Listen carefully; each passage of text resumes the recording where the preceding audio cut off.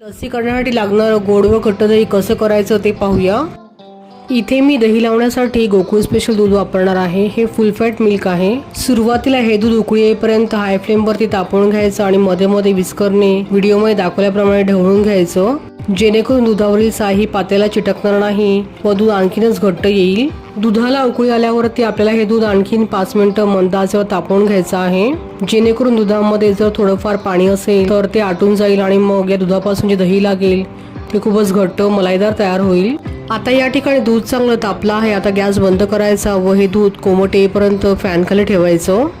मी या ठिकाणी दही लावण्याकरिता मातीचं भांडं घेतलं आहे। तुमच्याकडे जर मातीचं भांडं नसेल तर तुम्ही या ठिकाणी स्टीलचं भांडं सुद्धा घेऊ शकता।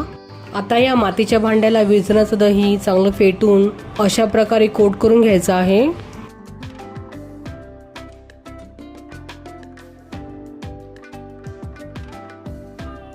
आता आपण जे सुरुवातीला दूध तापवून घेतलं आहे ते कोमट केलेलं यामध्ये घालायचं।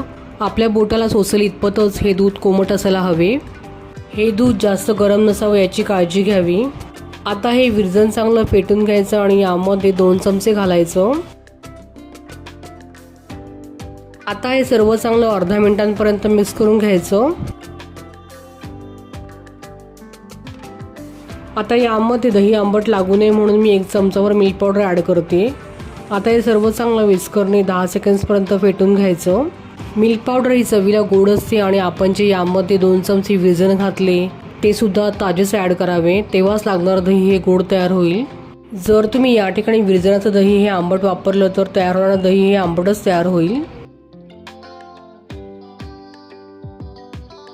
आता यावर झाकण ठेवून हे आपल्याला भांडं नॅपकिनमध्ये 5 ते 6 तास न हलवता एकाच जागेवर असंच ठेवायचं आहे। मी या ठिकाणी दही लागल्यावर हे मातीचं भांडं 1 तासापर्यंत फ्रीजमध्ये ठेवलं होतं, जेणेकरून यातील दही मस्त सेट होईल। तुम्ही बघू शकता या ठिकाणी मस्त असं दही तयार झालेलं आहे।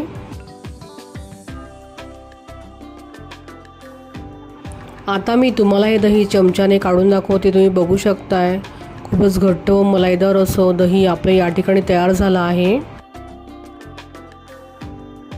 तुम्ही बघू शकता या ठिकाणी या दह्याला एवढा घट्टपणा आहे की दही कापल्यावरती आपल्या सहज वड्या पडतात।